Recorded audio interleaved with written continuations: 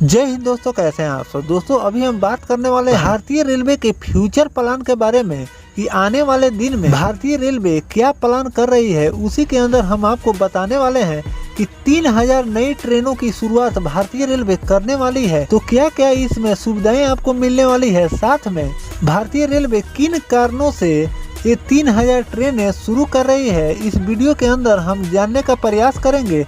तो चलिए इस वीडियो को शुरू करते हैं। और अगर आप चैनल पर नए हैं तो चैनल को सब्सक्राइब कर लीजिए और वीडियो अच्छा लगे तो वीडियो को लाइक जरूर कर दीजिएगा। चलिए इस वीडियो को शुरू करते हैं। दोस्तों रेल मंत्री अश्विनी वैष्णव ने मीडिया से बात करते हुए उन्होंने बताया कि 3000 नई ट्रेनें शुरू करने की अपनी पहल की घोषणा की, जिसका लक्ष्य रेलवे की वर्तमान यात्री क्षमता को 800 करोड़ से बढ़ाकर 1000 करोड़ करना है। बढ़ती आबादी को देखते हुए आवश्यकताओं पर जोर देते हुए वैष्णव ने अपने मंत्रालय के लिए एक अतिरिक्त लक्ष्य के रूप में यात्रा के समय को कम करने की प्रतिबद्धता पर बात की है। वर्तमान में रेलवे सालाना लगभग 800 करोड़ यात्रियों को ले जा रहा है। वैष्णव ने रेल भवन में संवाददाताओं से कहा, हमें 4 से 5 साल में क्षमता बढ़ाकर 1000 करोड़ करनी होगी क्योंकि जनसंख्या बढ़ रही है। उन्होंने कहा कि इसके लिए हमें 3000 अतिरिक्त ट्रेनों की जरूरत है जो यात्रियों की इसी बढ़ती हुई संख्या को समायोजित यानी कि कंट्रोल कर सके, जिसमें आपको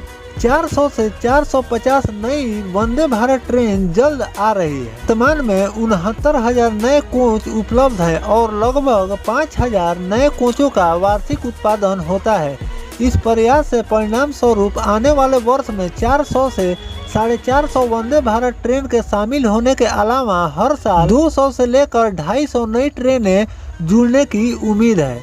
रेल मंत्री श्री अश्विनी वैष्णव ने ट्रेन की गति बढ़ाने और रेल नेटवर्क के विस्तार के लिए नई रही पहल पर जोर देते हुए यात्रा के समय को कम करने के उद्देश्य पर ज्यादा प्रकाश दिए। उन्होंने कहा कि लंबे रूट की ट्रेन की गति बढ़ाने और धीमी करने में लगने वाले समय को कम करना महत्वपूर्ण है क्योंकि निर्धारित ठहराव के अलावा मार्ग में कई मोड़ और मोड़ों पर इसकी गति कम करनी पड़ती है। उन्होंने कहा कि अगर हम राजधानी एक्सप्रेस से दिल्ली कोलकाता मार्ग लेते हैं और अगर हम मोड़, स्टेशन और सावधानियों पर और धीमी में सुधार करते हैं तो वर्तमान में कुल यात्रा समय से 2 घंटे 20 मिनट की बचत हो पाए। भारत और अन्य मेल और एक्सप्रेस ट्रेनों की तुलना में 4 गुना बेहतर उच्च औसत गति होती है। सभी मार्गों पर वंदे भारत को लागू करने में लगने वाले समय को स्वीकार करते हुए रेलवे वर्तमान मानक को दोगुना करने और तेज और मंद को बढ़ाने के लिए सक्रिय रूप से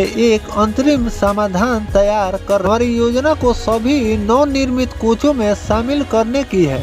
लंबी दूरी की ट्रेनों में पुश पुल लोकोमोटिव को अपनाने से महत्वपूर्ण समय की बचत होगी। वैष्णव ने कहा, पुश पुल मूड के अलावा वैष्णव ने अलग अलग कोचों को एक साथ जोड़कर एकत्रित 22 कोच सेट में बदलने के रेलवे के प्रयास को रेखांकित किया। यात्रियों को कई लाभ प्रदान होता है। वैष्णव ने बताया कि अपने कारखानों से अलग अलग कोच बनाने के बजाय हम पूरी ट्रेनें बनाएंगे। इस दृष्टिकोण में कई सुरक्षा उपाय शामिल हैं जिससे यह सुनिश्चित होता है कि ट्रेन विभिन्न पहलुओं से सुरक्षित और श्री वैष्णव ने क्षमता में उल्लेखनीय वृद्धि के लिए लगभग 5000 किलोमीटर रेलवे ट्रैक की वार्षिक स्थापना पर प्रकाश डाला। इनके अतिरिक्त उन्होंने विभिन्न स्थानों पर चल रहे निर्माण के साथ 1000 फ्लाईओवर और अंडरपास की मंजूरी का उल्लेख। विशेष रूप से वैष्णव के अनुसार पिछले साल 1002 फ्लाईओवर और अंडरपास का निर्माण हुआ था